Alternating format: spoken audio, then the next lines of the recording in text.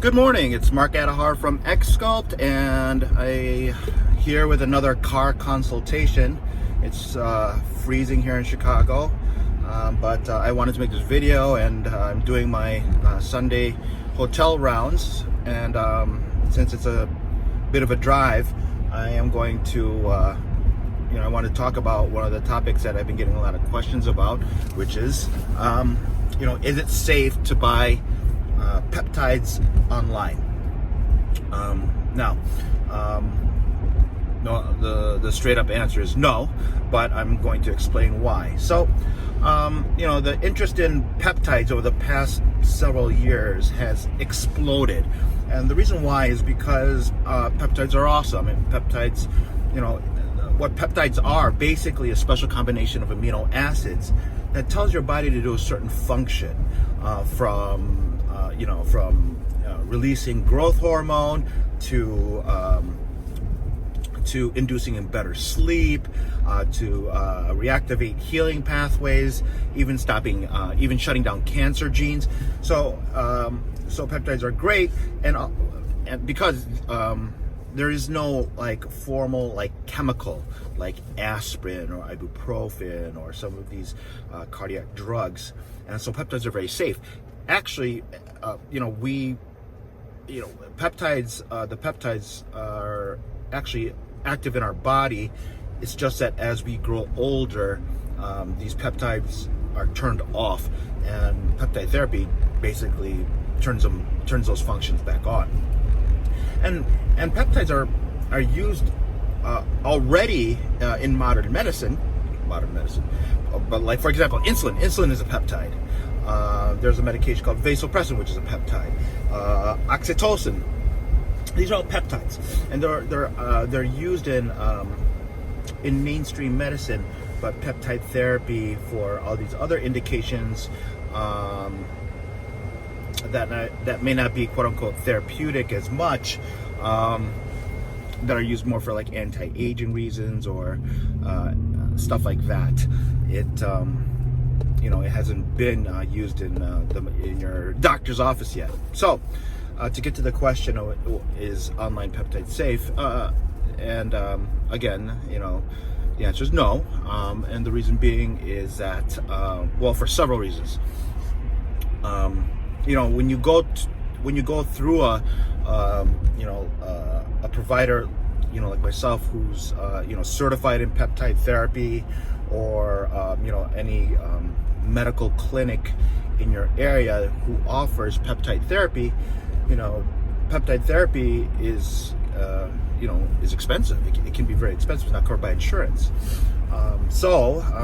Because people want the benefits of peptide therapy but don't want to pay that much, they turn to the online sources, because when they Google, for example, CJC 1295, they see the cost for that a fraction, maybe 10-15% of the cost that you would see in your medical peptide provider. And why is that? The main reason why is because, number one, peptides are very expensive to make. When a certified provider uses peptide therapy, they are made in a United States FDA monitored pharmacy, and peptides require special equipment to make them. You can't just use you can't use the same equipment they use for making other medications. Peptide therapy requires specialized equipment and specialized personnel or specialized technicians to make them. So they're very expensive to make. That's one. Number two, also because the providers who give you peptide therapy are responsible for your health. So, it's important that you have the appropriate laboratory work, the appropriate medical screening, to make sure that the peptide therapy is not causing any side effects, which is actually rare, or any problems to your health that has to be monitored. Like, for example, again, CJC 1295 Ipamorelin, a very safe medication, a very safe peptide The problem with it is that if you have a history of cancer, it may aggravate or accelerate that cancer growth. So it's important that your provider talks to you about, are you having irregular mammograms? Do you have a history of prostate cancer? Did you get your last colonoscopy? What's your PSA level? What's your hemoglobin? Could it be possible that you have a tumor in your colon that's bleeding? So that responsibility lies on the practitioner as well. And so it does require, a medical provider to be dispensing these. If you're younger, and are low risk for cancer formation. I mean, there are other potential problems that can happen, with peptide therapy, and so it's important to be dispensed by a medical provider. So number one, it's expensive to make. Number two, it should be monitored by a medical provider who's providing their time and efforts to make sure it's safe. Those are two reasons, to the main reasons. Now online, and the reason why online peptides are so cheap or inexpensive is, number one, because they're not regulated by the FDA. So they're not regulated by the FDA or any other regulatory monitoring system.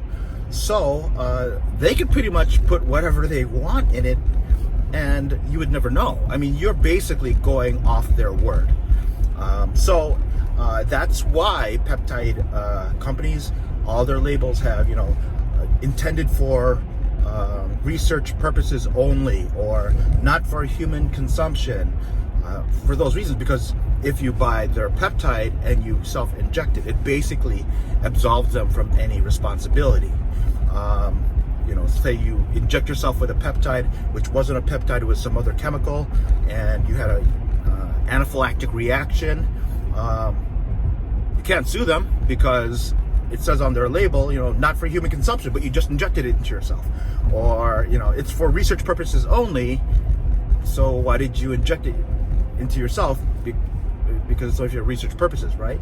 So, it puts them off the hook for that, number one. Number two, there's no way you can verify what's in that vial. They've actually there's actually a bunch of studies, if you look online, about how some laboratories would take some of these peptides, and examine what was in it, and a lot of times only less than they couldn't identify the peptide that was labeled on it, or less than 20% of the peptide was in there, and they couldn't identify the other 80%. Three of the vials, which some of the labs examined, was saline only water, basically. And if I remember one study correctly, less than 30% contained even a portion of the peptide. They couldn't identify the other portions of it. They didn't know what chemical was in there.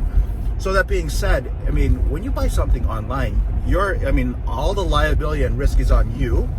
And how are you supposed to know? How are you supposed to know that it's the appropriate peptide, or it's working? It's not like you can put it under a microscope, and how do you know that any benefit that you're receiving is due to either the peptide or your lifestyle change or whatever? I'll always hear like, well, this peptide must be pure because they say after injecting CJC, I get a flushing of the face, and that always happens with CJC 1295. Yeah, it does. But it also happens with a bunch of other things as well. For example, sermorelin, which is one of the first growth hormone releasing peptides, it also causes face flushing. It is a good peptide, but it doesn't take that much to cause that reaction, number one. And number two, it's much cheaper than CJC.